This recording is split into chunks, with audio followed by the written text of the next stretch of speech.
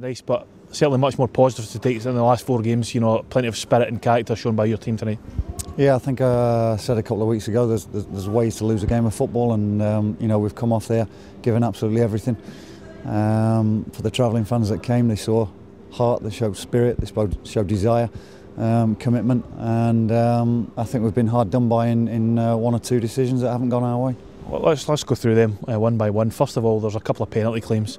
Lee Irwin one and Stephen Pearson the other. Have you seen the 2 of them, and if you have, what's your views on them? Yeah, Stephen Pearson's the one that's for me is a stonewaller. The Lee Irwin does get the first touch, and the challenge comes in. But whether the referees deemed that the ball was going out of play or not, and he wouldn't have got it, I don't know. That may be again debatable. But Stephen Pearson's got the touch ahead of the centre half. And he's took him down from the knee, and it's clear. I can't see he's on the spot, so he's up with play. I don't see how he can't give that one. Then there was the incident with the goal that was, you know, given and then not given. It was a real strange set of circumstances. You know, so much happened in that incident. What's your take on it? And have you had any explanation for the referee? You've just quite what went on. At the time, I probably wasn't as annoyed as what I am now, because you know, you can't tell from where I am there. But the linesman, I thought, give it and started to run up back to the halfway line. The referee then gave it on that action. The explanation I've been given is that the linesman shouted play, and the referee thought he shouted goal. So, but it's, you know, it's easy to get them words mixed up. After that, though, there was a very bizarre situation. There was a bounce ball, a drop ball on the edge of the 6-yard box, and their players not allowed to contest it either. I've never seen that in football ever. Oh no, you know, if one team disagrees that they don't want it uncontested, then you know it's bounced between 2 players. We're in a great position there, and he's not allowed it. So yeah, misdefining that fact, but let's not take away from the performance. We created good chances, and we never stopped going. At 2-0 at Tannadice, it could be easy to pack up for some, and I'm pleased that we kept driving forward and scored a good goal. Simon Ramsden, great finish, cut back.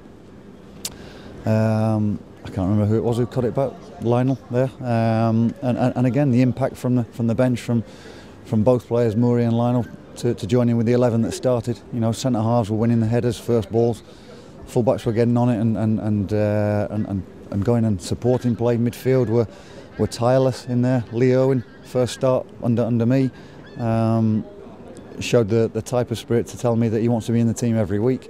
Sutty, unlucky not to get a goal again, that he put himself in good positions, and you know, all over was a good performance. But you know, we've now got to build on that. We've got to make sure that's not a one-off. We've got to make sure that we go into the home game with the supporters like they were today, supporting us, and you know, it was. I think they saw today that there was a group. We were a team. We were working together, and it gives you hope for sure. Yeah, is it a platform? I think the message from you would be to try and convince your players that this is the tempo and intensity that they need to play at every week, get in people's faces, don't have empty time, and when they do that, it can be difficult to beat and break down this team. I think they've just got to believe that. That's the thing. It's nothing different to what we've been asking for since I've come in anyway, and I'm sure Stuart the same before me. But for some reason, lack of confidence, you know, that impacts on the amount of work and where you actually go. We put ourselves in positions to win the ball high up, which obviously puts them on the back foot, and I don't care how good a team you are, if you do that, you know, you're going to cause mistakes, and we did that, which created our chances. Is there an element to you that frustrated at the man and the goals in which we conceded again? Because obviously one comes from a set piece. No coach likes to lose one from that. And third one, maybe we're chasing the game a little bit. But you know, could you ask for more in terms of the denying of the goals? No, and I've not seen the goals at the moment to go and. I've not looked back on that. I look back at the penalty incident, so and obviously the goal. So, but I'll look at that for sure. And we've conceded 3 goals, and you know, whether they could have been stopped, whether it was good play, whether it was you know, our deficiencies. But no, today for me at the moment, I'm taking heart from what I've seen from the group and what they've given me and what they've given themselves. You know, so.